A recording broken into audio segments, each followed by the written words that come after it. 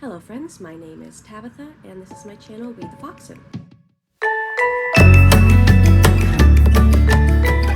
So I know that it's, again, been a minute. I've had 2 terrible colds in May. Wasn't feeling great mentally, still struggling there, not feeling great physically, again. But it's a new month, June 1st, and it is Pride Month. So I thought that I would do a book tag, but doing a book tag slightly differently. Books that I have read that I am recommending to you. So it's not just things that have affected me, but I'm suggesting them. So a little bit of a tweak on it. And I actually added a question to this book tag to make it how I see as complete. So what I'm doing now will be an updated version of the Pride Flag book tag. So to start off, I've tried to compile all the meanings for the colors to try to make this as complete version of this book tag as possible. So to start off, we're doing red. So red is to represent life, and the prompt is a book with a spirited protagonist, totally proud of who they are, someone who gives you life. So this is again going to be a running thing with any book tag I do pretty much. One of my favorite books of all time, one of my favorite series of all time, and that is Kushiel's Dart by Jacqueline Carey. This book, I've read it so many times. It has been taped. It is falling apart. I always feel great when I read this book. And there's so much adventure. There's politics. There's sexy bits. And Phaedra Nodilone is the main character, and she is essentially a holy courtesan, or if you want to be crass, a holy prostitute. Part of their religion is based on sex, and that's what she does. And she's a bi character, gets messed up in politics, essentially a offshoot religion of Christianity that this is based off of. I just find it absolutely fantastic. So there's this book, Phaedra gives me life. I even love the villain in this book. They're absolutely amazing. So that one is, I'm going to try to do 2 answers for each book, for each prompt. So then there is Brazen, Rebel Ladies Who Rocked the World by Pénélope Bagieu. This book is amazing. It's a nice snapshot of various women's lives. There's Margaret Hamilton, Josephine Baker, Empress Wu, Malala. There's just so many. Lozen, who was, I believe, an Apache warrior, and she's like, her story is amazing. And like, this is all just basic overviews, amazing artwork. Like, it's just absolutely fabulous. Like, look at this. Just beautiful. So that is definitely, women who rock the world and, are inspiring. Give me life. Moving on to number 2. So orange is for healing. And that would be a book that made you, as the reader, find a deeper meaning or catharsis in your own life. So, not necessarily a queer book, but a book that made me feel able to communicate mostly to my husband, who is more an atheist or agnostic, depending on his mood. How to describe my spirituality to him in a way that he might understand. I also really, really loved the book was Life of Pi by Yann Martel. This book, it's sad, it's beautiful, it's magical. I prefer to believe the story with the tiger. Let's just leave it at that for now. Don't want to spoil it for anyone. So there's that, and then there's another one that I don't have a physical copy of, but I read it and I really do want to get a physical copy of it, and that would be Woman World by Aminder, hopefully I pronounced this right, Aminder Dhaliwal. And it is a positive post-apocalyptic dystopian future where only women exist. So there's all sorts of queer characters. There's this one old lady that tries to explain old jokes to the younger girls. It's like, that's what she said, and they don't get it. Just there's one woman who's always naked. Nobody cares. And it's just really, it's cute, it's funny, and somehow, like I said, it is a positive post-apocalyptic dystopian utopian story. And it's really beautiful and adorable, and I think everyone should read it because it's not talked about all that often. And I'm really sorry about any of the noise that you might hear right now. It's really loud to me and kind of embarrassing, but my AC is not on. It's kind of hot. The only kind of cool air is coming from outside, and you can hear screaming children and the construction. Isn't that wonderful? But on with the book tag. Number 3 is yellow. So some people use that, it is described sunlight. Some it's new ideas. So the prompt for that is a book that fills you with so much joy it could brighten even your darkest day. Not necessarily a bright book, not necessarily full of joy, but it makes me happy, is American Gods by Neil Gaiman. Yet another book that I have read several times. It's not falling apart as much as Kushiel's Dart, but it's getting there. I've read this book several times. I love it. I love the sass, the wry wit, the mythology, the filling in of mythologies that most people have either forgotten or don't know of, and even representing the gods who have been forgotten and have no names anymore. Like the mammoth-headed god, it's truly a masterpiece. It's a work of art, and I know most people on BookTube have read Neil Gaiman. Most people love him. Some people think he's overrated, but this book is just brilliant. And I love it, and I think everyone should read it. The second for that, again, I do not have a physical copy of it, but I absolutely love it, is I, Robot by Isaac Asimov. It is so funny. It's one of the things that I kind of complain about with the Foundation television series as opposed to the books, is that you don't see Asimov's humor, which can be dry and wry, like this witty sort of humor, and it's always a bit of a wink to the audience while still having a serious story happening. I kind of got lost in the translation there, but with iRobot specifically, it is a bit of, it's short stories that were constructed and crafted into a larger narrative. So they're kind of pieced together as histories of what happens with robotics and humanity. And especially one story where these two human mechanics are on a space station and the AI ends up kind of taking over, but still taking care of the humans that are there because they believe they are delusional and that they're the last of their kind and there are no more humans and no one is coming to get them, and all the poor little humans.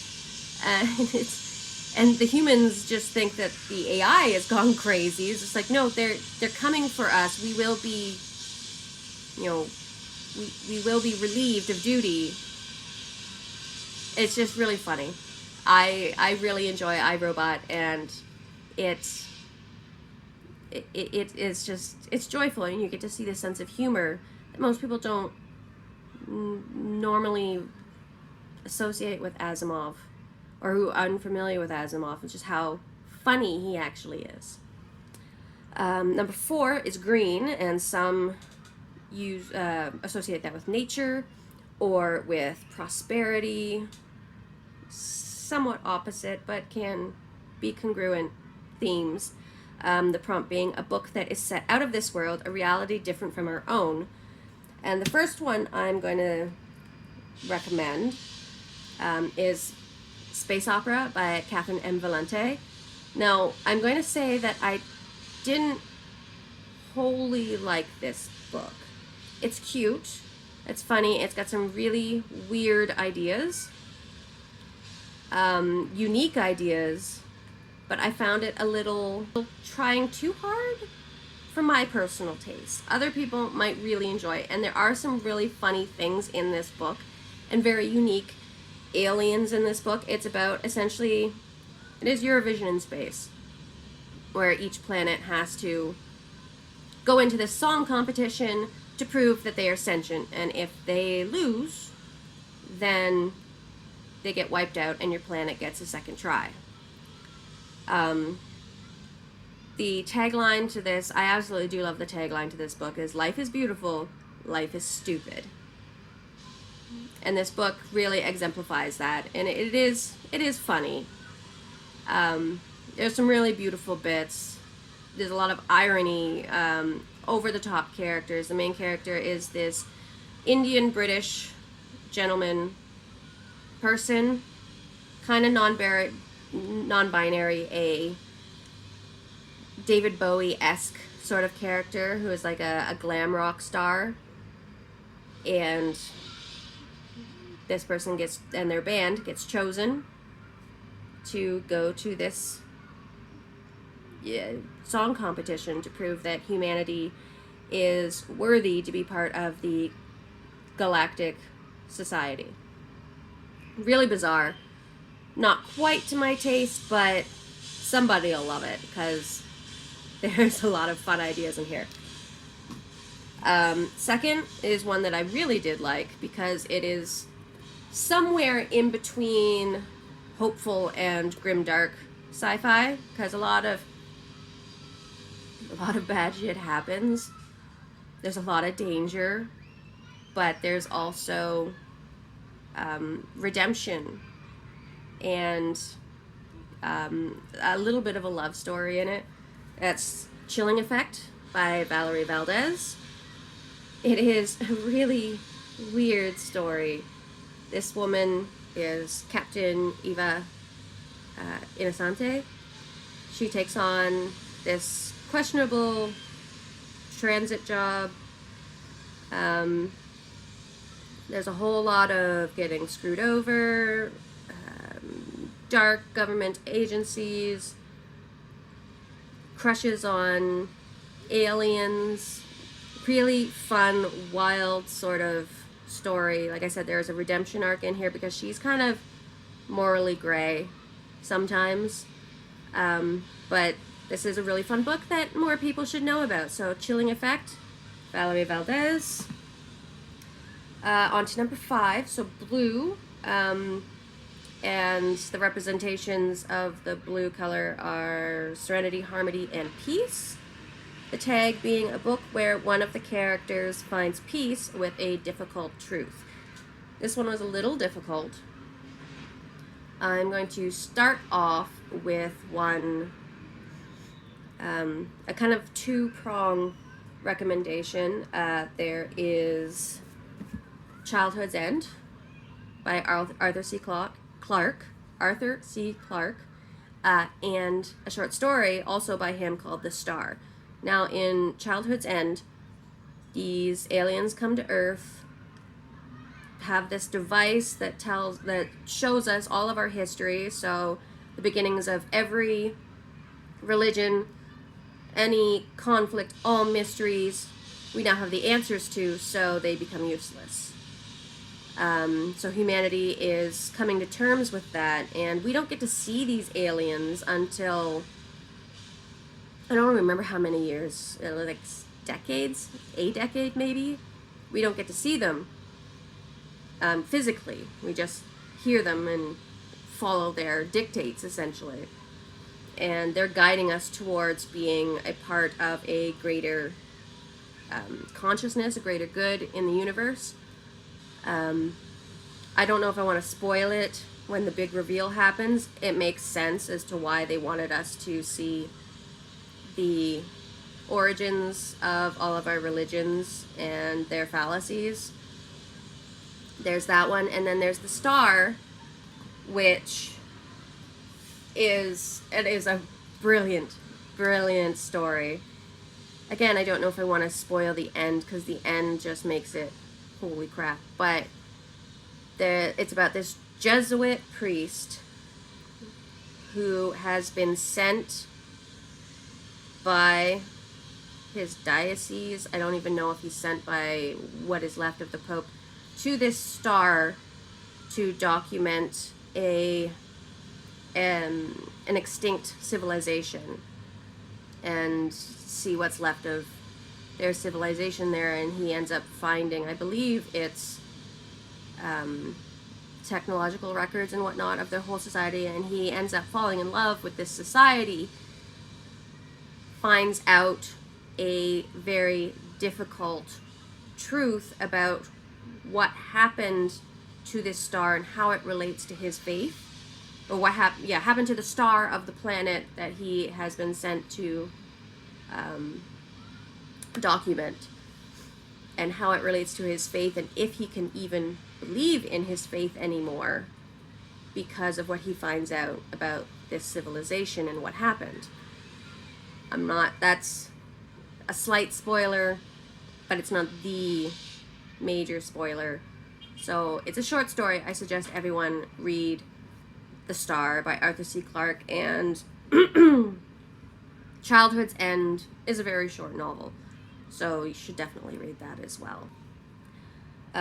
Second in blue, so characters coming into and accepting hard truths, is The Soul Majestic by Ferret Steinmetz.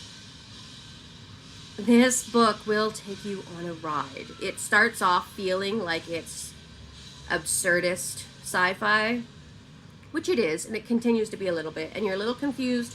I was a little confused at the beginning as to this distant human society and how it worked. It's almost post-humanity, essentially. But the main character, Kenna, he is part of this religious order. His parents are great, like what's called philosophers. So they have their own personal epiphany, what they call their philosophy, and they use that to guide governments and kingdoms and planets and all this sort of stuff, but they've fallen on hard times. And he is 16, I believe, and he still hasn't found his philosophy, so he's despondent, he's depressed, no idea what to do. They end up on this space station where there is this magnificent, galaxy-renowned restaurant called the Soul Majestic. And it's crazy head chef / owner. And hilarity ensues, tragedy ensues, and he, in being in this kitchen, making friends, doing crazy things, he does end up coming to terms with himself and not caring almost that he doesn't have his philosophy. He just wants to help these people. And the ending, again, not going to spoil it, but the ending is just, to stay on theme, is just, it is magnificent. This book is hilarious. Gay characters, strange, happenings, weird little time bubbles, being shot into the vacuum of space. A character does that. Weird shit all over the place. But this book is just so good. And it is so hopeful in the end. It's just absolutely brilliant. So, there's that one. On to number 6, which is Violet Spirit, is what violet represents, or purple. And the prompt is a book that deals with the LGBTQ plus community and themes and their relationship to religion. Now this one, there's a couple books that could have fit in here as well that I've already spoken about. There's Kushiel's Dark that could have done that. Space opera, Childhood's End to a lesser extent, but what I have chosen for this, first off, I don't have physical copy, but is The Wicked and the Divine by Keiron and Gillen. It is a graphic novel series of every 80 years or something like that. A group of young people are chosen to and are reincarnated as gods in what's called the Pantheon, and they will be loved, and they will only live for 3 years, I believe it is. And it is a masterwork. It is beautiful. It is weird. It is unique. You have all these characters. There is a gay man, maybe even a pan man, or non-binary. It's not really defined what they are. But this person is the reincarnation of Inanna, who is the Queen of Heaven. There is a woman who is incarnated as Lucifer. There is a gay man who is incarnated as Baal, like a god of lightning, a sky god. And it is just them all screwing up their lives, screwing up others' lives, trying to figure out what's happening, maybe ending the cycle of what this is. It's fabulous. It is somewhat well known, not as much as like something like Saga, but it is also, I think more people should know about Wicked and Divine, and more people should just read it and find out how lovely and absurd it is. And second for this prompt is The Traitor Barrow Cormorant. Cormorant, why do I always have such a hard time saying that? The Traitor Barrow Cormorant by Seth Dickinson. Now this book, this book will break you. It wrecked me so hard because it's just the whole time, what are you doing? What are your intentions? And it's not necessarily characters. The main character, she is gay. Barrow wants relationships with women, but the Masquerade, which is the country / government that has colonized her island, that's not allowed. Heteronormative is the end all and be all, and it's not necessarily a religion, it is just the way it is. These are the rules. And if you do not comply, you will be destroyed and erased. And in her home country, like on her island, there's a very poly, non-binary sort of marriage system where she has a mother and 2 fathers, and they're all married, and the Masquerade doesn't like that, and nastiness ensues. Yeah, this book,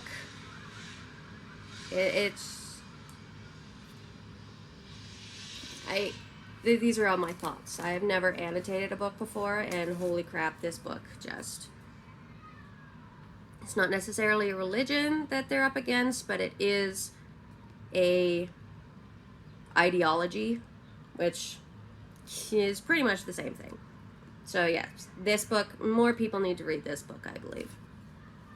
Moving on to, I saw a couple people had included this in the book tag, but making this a definite inclusion, pun intended.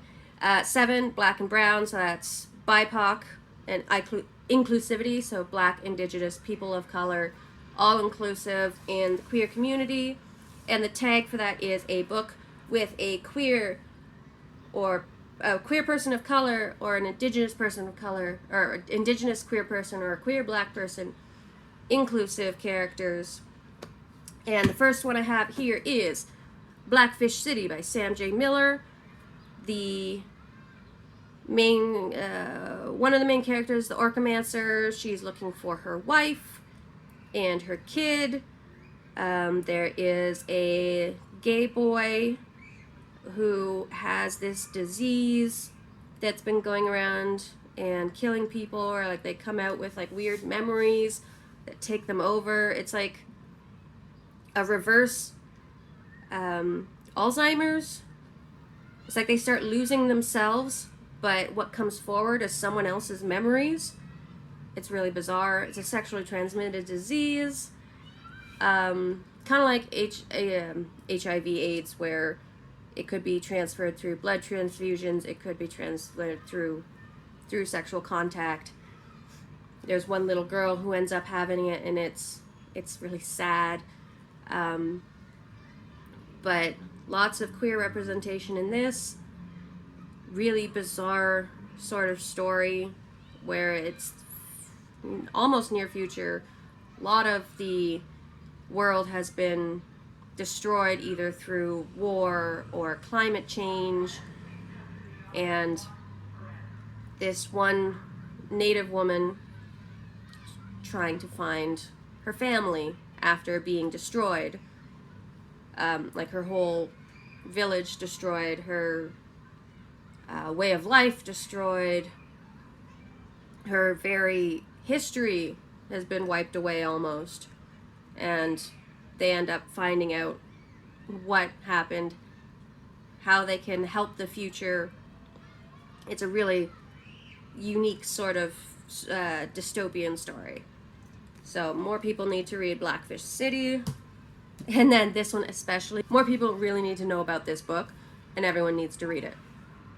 And that is Space Unicorn Blues by T.J. Barrie. It is a mixture of sci-fi and fantasy. It's pretty much if all fantastical creatures were real. They are a collective spacefaring species called the Bala, and humanity didn't take it well. Humanity essentially became Great Britain and tried to colonize the world, or colonize the galaxy, and essentially euthanize everything that is not human, or use it to their advantage. And it doesn't go well for anyone. Main character, one of them is a mixed race character. He's half human, half Indian human, like East Indian human, and half unicorn. So there's that. And then another main character, she is a disabled lesbian whose wife is missing, and her wife is a dryad. There's an old angry white man who is old and angry and white, and he does all the things you think. He's just the worst. There is an Asian trans woman in this. Like, it's just everything. And I believe it's called a rock ship? Stone ship.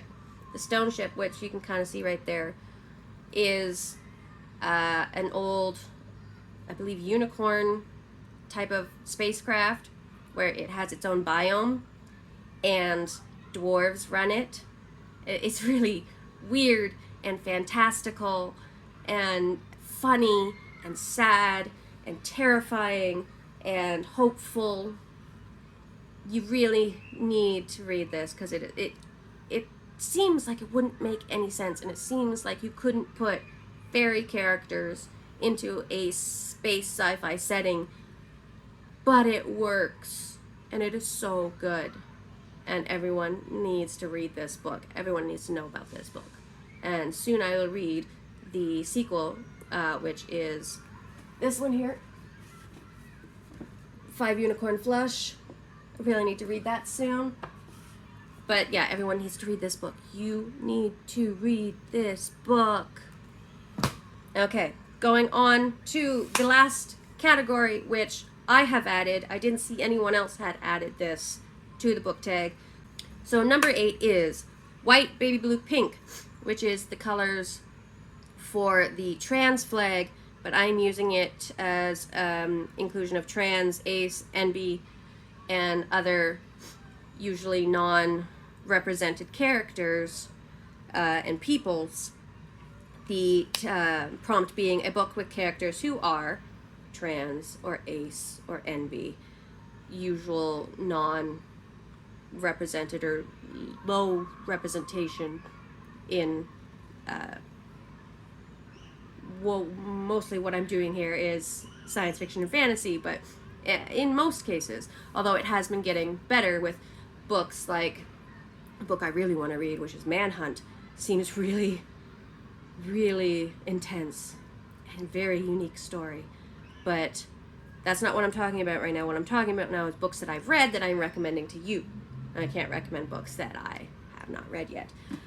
So in that vein, there is the Tensorate series, starting with The Black Tides of Heaven by Neon Yang. I know it says their dead name here, but they have changed their name. They are a non-binary author from Indonesia, I think. But this series starts with you don't get your gender until you've reached the age of majority, which I think in this is like 13 or 16.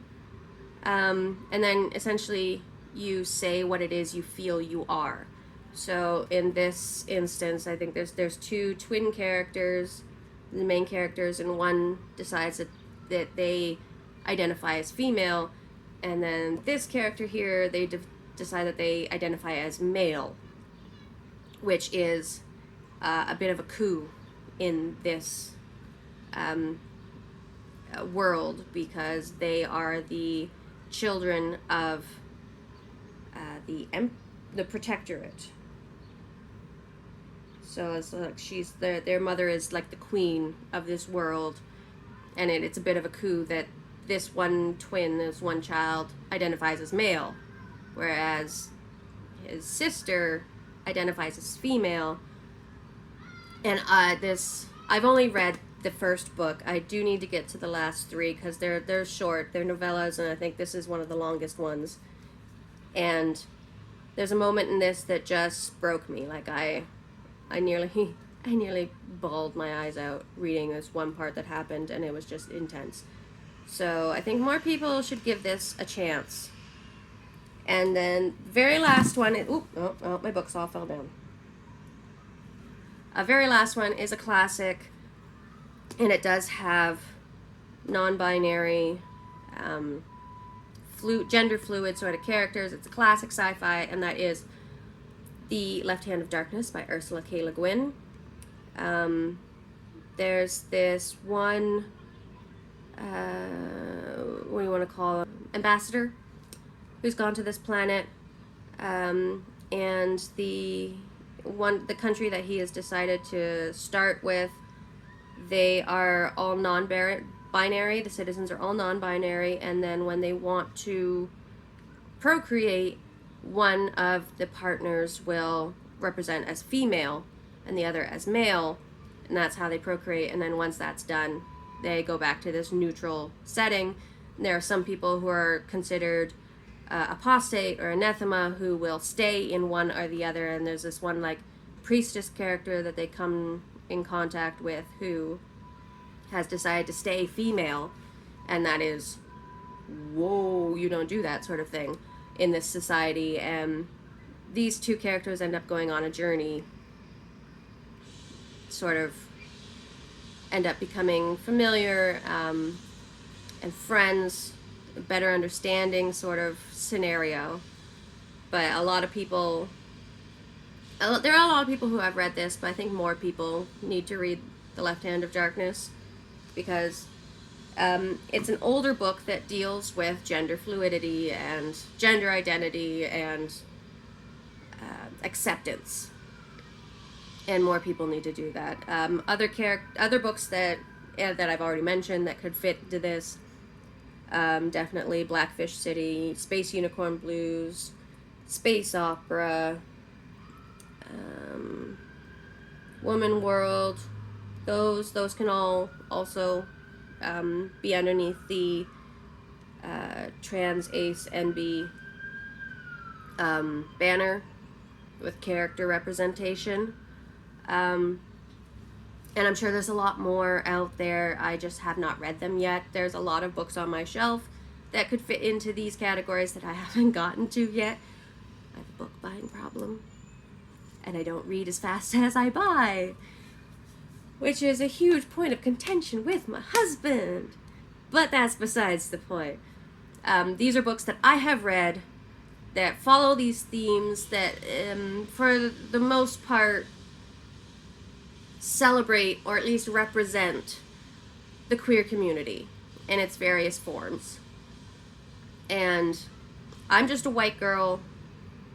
I'm just a bi girl in a heteronormative relationship, so I can only represent so much, and that is so little, into how huge this community is and all the people that should be represented more. And this is just my small little part to do that, and to incorporate my love of reading and have all of you also enjoy something a little maybe out of your norm, or a little out of your social sphere, and perhaps bring a little bit more acceptance and inclusivity into the world through reading, and in mostly speculative fiction, because that's one of the easiest ways to get into this, and then you can start reading the stuff that is real once you've kind of softened your brain up into things that aren't you, and then see it in the real world. Really weird, twisty explanations of what I'm trying to get across. I'm sorry if I didn't do it quite as well or do it as much justice as I feel like it deserves. But that would be my recommendations through the Pride Flag book tag that I have hopefully completed, to make it all inclusive. And let me know what you think. Like if you like, and I'll see you in the next video. Thank you. Bye.